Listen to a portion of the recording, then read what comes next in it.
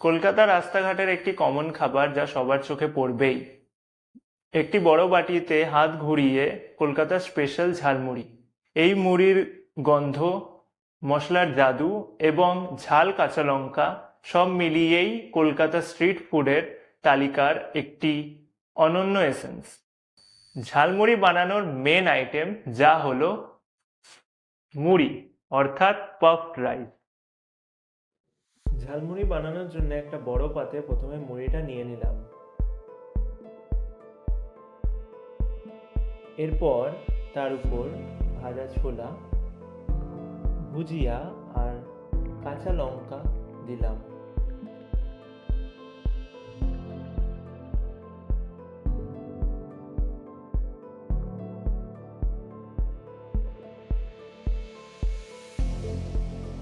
এরপর সেদ্ধ মটর,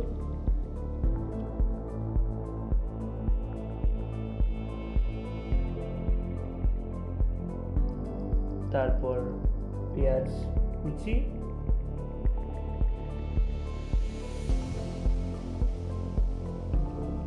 টমেটো কাটা দিয়ে দিলাম।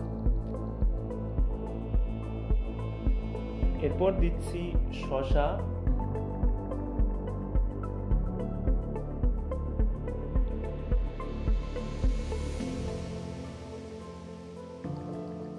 ঝালমুড়ির একটা স্পেশাল ম্যাজিক আইটেম যা হলো ভাজা মশলা। এরপর দিচ্ছি সেদ্ধ আলু,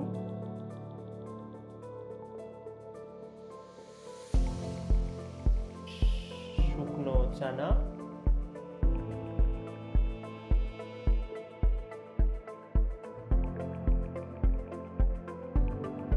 এবার দেব একটু চানাচুর,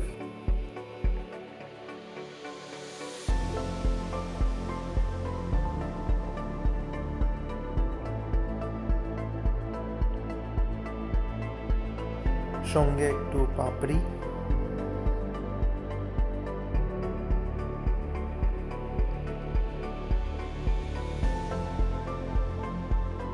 এবার দেব একটু বাদাম,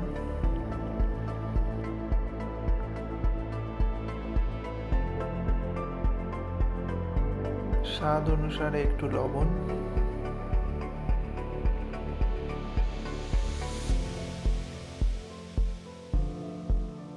আর তীক্ষ্ণ ঝাঁঝ ভরা সর্ষের তেল।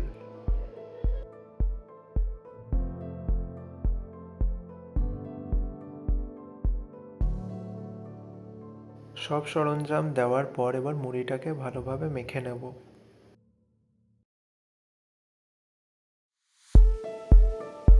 সবশেষে একটু ধনেপাতা আর একটা পাতিলেবু নিংড়িয়ে মুড়ি মাখাটাকে কমপ্লিট করব।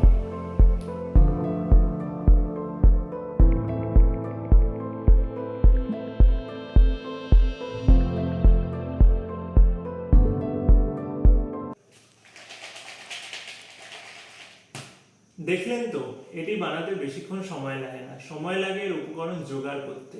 তবে ঝালমুড়ির একটা মেন ম্যাজিক আইটেম হলো এর ভাজা মশলা।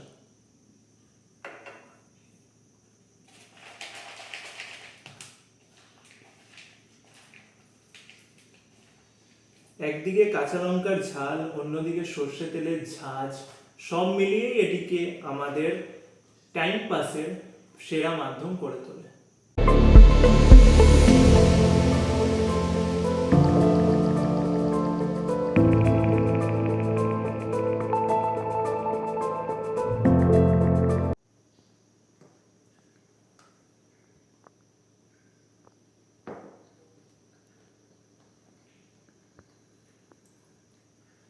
ঝালমুড়ি কাকুদের পাত্রে একটা ম্যাজিক আছে।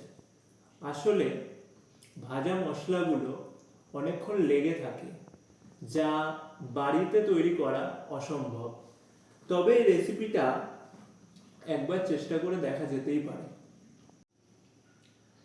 ওকে, bye, have a nice day.